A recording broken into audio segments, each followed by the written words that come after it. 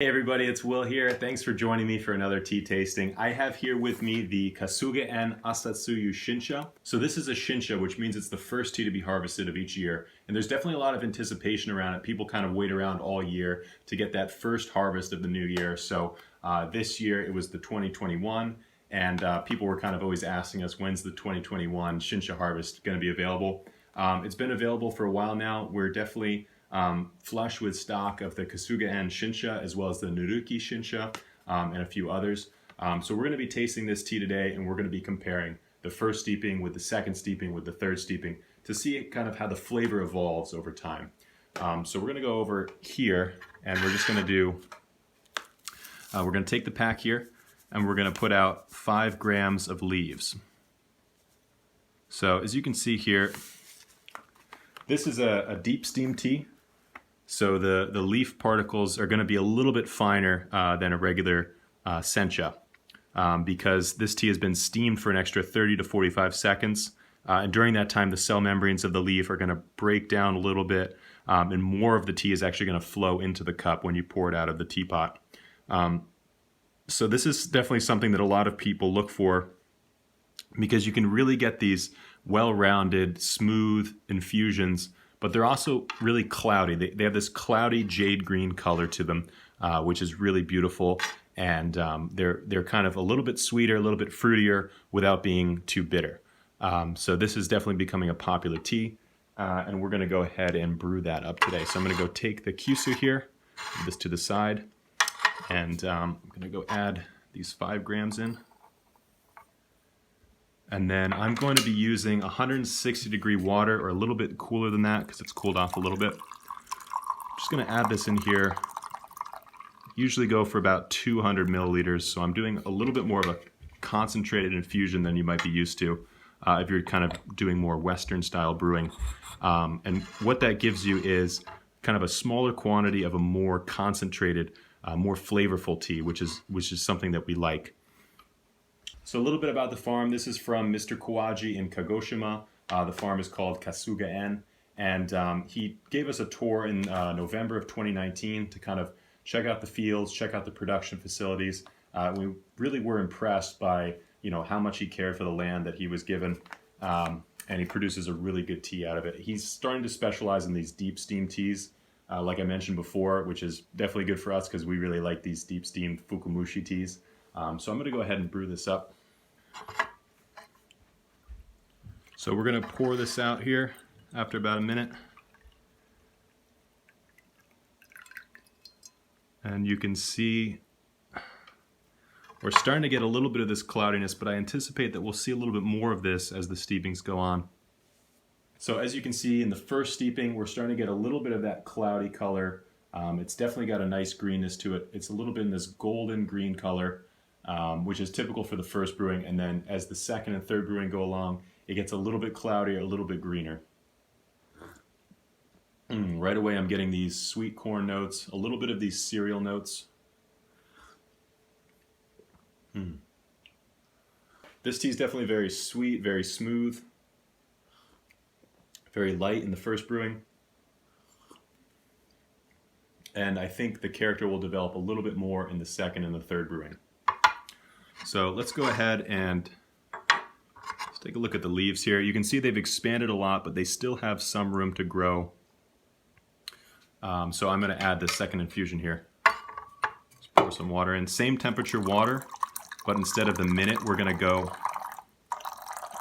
for 20 seconds. So 20 seconds is all you need because these leaves, as you can see here, are already opened up for the most part. So they're just going to release a little bit more flavor in their second infusion. And then we're going to go ahead and compare that with the first. So just give it another 5 seconds or so. And then we're going to compare. Let's go ahead and pour this out. You can see that the color is getting a little bit cloudier, a lot greener. And then one of the things that I like to do is just make sure I get all the drops out, because if there's water sitting inside the teapot, it's going to overbrew and the next brewing is going to be a little bit bitter. So if we go ahead and compare these two, you can see here This one's a lot cloudier, a lot greener in color. This one's a little bit more of this light gold color. First brewing, you're getting these warm cereal notes, a little bit of this sweet corn. Second brewing, definitely more of these vegetable flavors, getting a little bit of, steamed baby spinach, a little bit more of asparagus with this one. Very good. The minerality of the tea is coming out more in the second brewing, so that's definitely something I notice. And I anticipate it's going to come out a little bit more in the third even. So the second brewing, just like what we saw with some of the other teas like the Nuruki Shinsha, is definitely developing more character. It's losing a little bit of its sweetness, a little bit of these lighter notes of sweet corn, but definitely getting bolder, more character. So some people prefer the first brewing because it's a little bit sweeter, a little bit lighter, and some people prefer the second because it's got that character, it's got that bold flavor characteristic. But I'm going to go ahead and compare this second one with the third brewing. So we go over here. We have our leaves. You see they opened up a little bit more, but not quite fully. And then I'm going to add that same water in.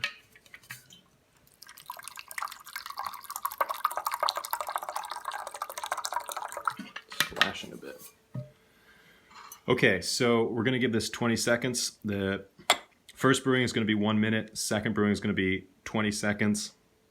Third, fourth, and even fifth brewing are going to be 20 seconds as well because the leaves have already opened up and they just need a little bit more time to release their flavor. So let's give it a little bit more time and then we are ready to pour out.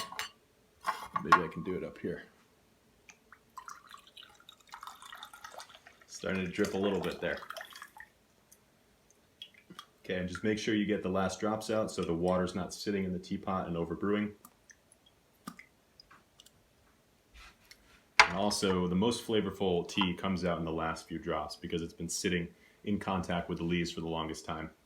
As you'll notice, like this one's getting a little bit greener, a little bit more of this jade green color. This is the second brewing, this is the third brewing.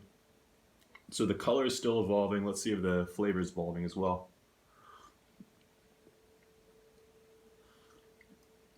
The minerality is coming out more in this one. It's starting to lose some of these powerful steamed vegetable notes. Definitely the second steeping is going to be the boldest, the most flavorful in terms of these kind of steamed vegetable, almost a little bit grassy notes. The third one is a little bit milder, definitely the greenest in color, but in terms of flavor profile, it's lighter than the second. Getting some of these grassier notes, some of these steamed vegetable notes, but mostly I'm experiencing the minerality, kind of like the mouthfeel of the tea, how it's interacting with the palate. Very good. You can see that there's a lot of cloudiness to it, so it's definitely got a lot of particulates in there. Definitely a very dense tea, even for a third brewing. So this is really good. So the flavor of this tea definitely evolved from the first to the second to the third. The first brewing was the sweetest. It had most of this kind of sweet corn note, most of this warm cereal note. The second one had the boldest flavor characteristic, a lot of these steamed vegetable, a lot of these grassy notes. And the third one, I'm experiencing a lot of the minerality of the tea.